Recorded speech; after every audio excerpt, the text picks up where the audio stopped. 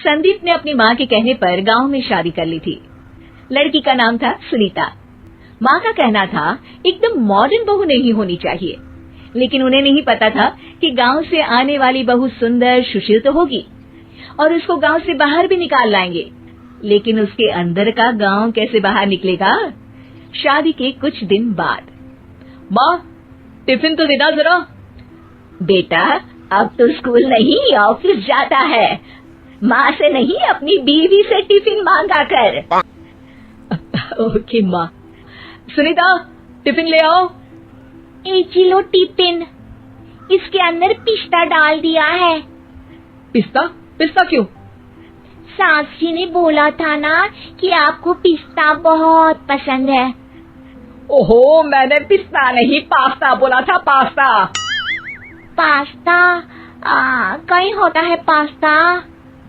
अरे बेटी तू रहने दे, मैं बना दूंगी। अच्छा किया कि पाव भाजी बनाने का नहीं बोला, वरना किसी के पाव बना देती है। सुनीता को बुरा लगता है, लेकिन उसकी नादान हरकतें कम नहीं होती। ऐसे ही एक दिन, अरे तुमने ये क्या लगाया है? अरे आप वो फूस फूस करके लगाते हैं ना, वही। डियो? का दियो? किसको दियो? अरे वही ना जिससे खुशबू आती है। हाँ हाँ सही पकड़े हैं। अच्छा लेकर तो आना। कौन सा डियो लगाया तुमने? अभी लेकर आते हैं जी।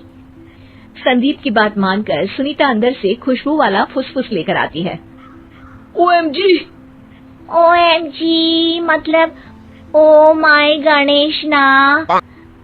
अरे OMG छोड़ो, और ये खुशबू वाला फुसफुस की बात कर रही थी तुम? हाँ इसी की, फिर से सही पकड़े हैं। अरे देवी, लेकिन आप सही नहीं पकड़े हैं, ये डियो नहीं है। डियो नहीं है तो क्या लियो है? अरे ये रूम फ्रेशनर है, जिसको कमरे में छिड़कते हैं, खुद पर नहीं। कोई बात नहीं, माँ कहती थी आत्मा किराएदार है, शरीर एक किराए का कर्म। हम शरीर पे ये डाल लिए तो क्या फर्क पड़ जाएगा। अरे बहू, ओ बहू, मेरे लिए फल तो लिया, फिर मैं बाजार जाऊंगी। सुनीता अपनी सास के लिए फल लेकर आती है। अरे बेटा, पपीता, तरबूज और सेब फल ऐसे कैसे खा लूं, काट कर तो लिया। माँ जी, मेरे गांव में तो खेत से उठा के सीधा खा लेते हैं। अरे ये तेरा गांव नहीं है ना। अरे संदीप, तू ही कुछ समझा देना इसको बेटा। मैं कैसे समझाऊं माँ, ये तो माइक्रोवेव को भी भट्टी बोलती है। कल मैंने बोला हाय कैसी हो, तो बोलती है किसी को हाय नहीं लगानी चाहिए। अरे सुनीता, तेरा क्या होगा? अभी तो कैसे बताऊं माँ जी, अभी हम कुछ करेंगे फिर पता चलेगा क्या होगा, लड़का या लड़की। हे भगवान, कहाँ से आ गई है? रामपुर से जी, आप ही तो लेकर आए थे मुझे। आराम, मुझे माफ कर दो।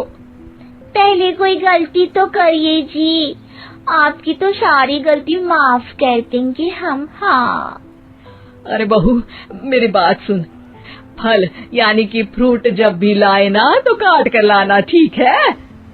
जी ठीक है माँ जी, फल यानी फ्रूट यानी काट के लाऊंगी। सुनीता रोज ही कोई ऐसी हरकत कर देती जिसकी वजह से उसे घर में 2 बातें सुननी पड़ती।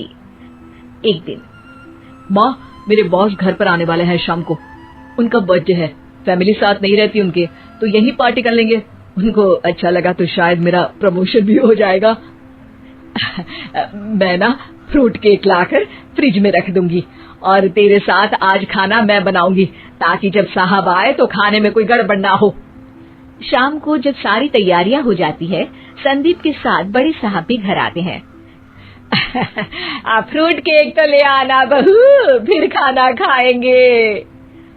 और इस सब की क्या जरूरत थी, आपने बुलाया वही काफी है। सर, आपका परिवार शहर में नहीं है तो हम ही आपके परिवार जैसे हैं सर। इतने में ही सुनीता फ्रूट केक लेकर आती है और बड़े साहब की टेबल पर रख देती है, और जैसे ही केक के ऊपर का बॉक्स हटाती है, ओह, ये क्या है?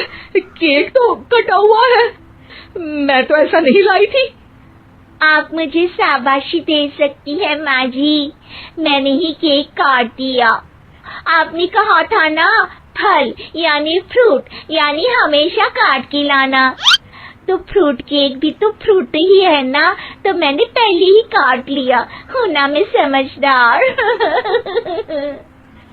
अरे बहू, ये क्या किया?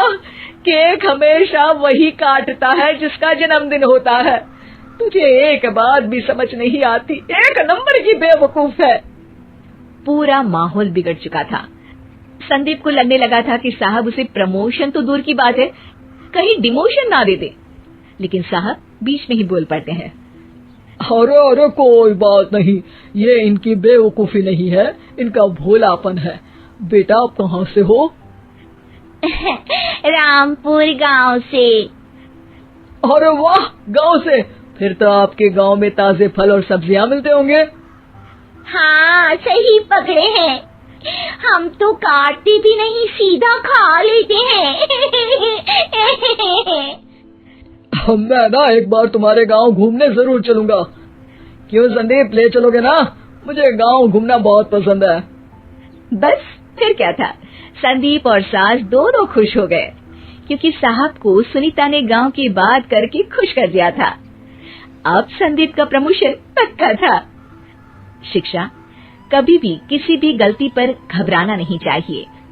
हो सकता है कि उस गलती की वजह से आगे बड़ा फायदा हो जाए।